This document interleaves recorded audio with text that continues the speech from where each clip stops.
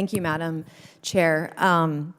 First of all, I just want to thank everyone who testified today, our witnesses, with your medical background. I know many of us are very passionate about many different issues, but there were many women today that testified before us about their own struggles with rape, their own struggles with sexual assault, and the lifelong pain and trauma that it brings to us, both physically, emotionally, and mentally.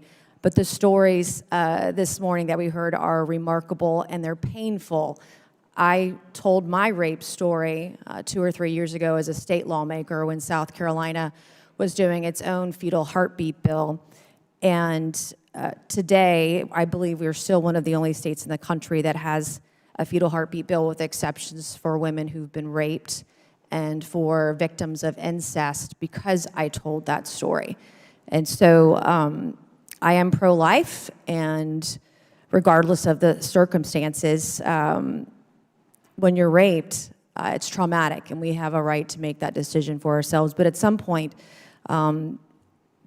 these cells become a human and become a child inside a woman's womb. And so the other thing that I think about this morning, it pains me to hear these stories because too often too many women have those same stories.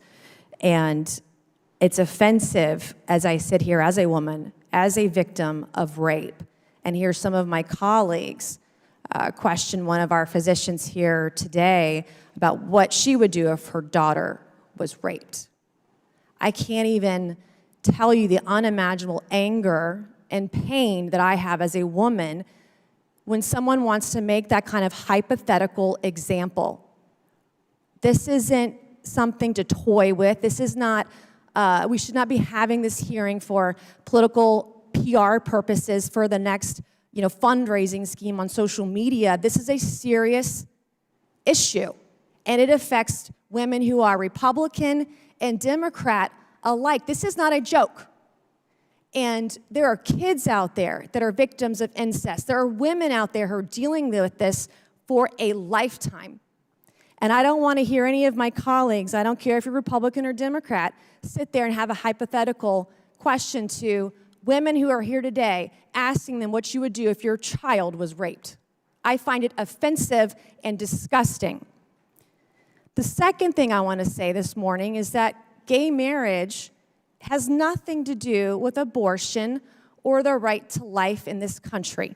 And it's already been decided by the Supreme Court. We're all adults in the room, and I hope that all of us support the rights. If you want to be happily or miserably be married like anybody else, you have the right to do that.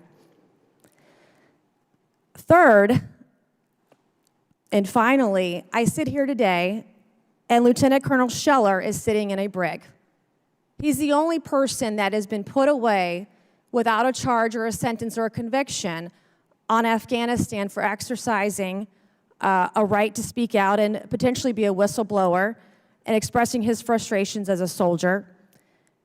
I saw yesterday and Tuesday this week in the Senate and House hearings the blame game going on in Afghanistan. We have billions of dollars that we just left of equipment to the Taliban, who are selling it to Iran and God knows who else.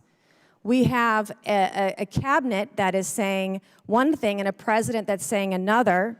I then, as I'm sitting here, see an email come across my desk that says reportedly the Department of Homeland Security Secretary Mayorkas is wondering if we can, accommodate between 350 and 400,000 illegal immigrants at the border. If we can account for those illegal apprehensions if we get away or do away with Title 42. Meanwhile, our Border Patrol agents are being threatened to be fired if they don't get a vaccination.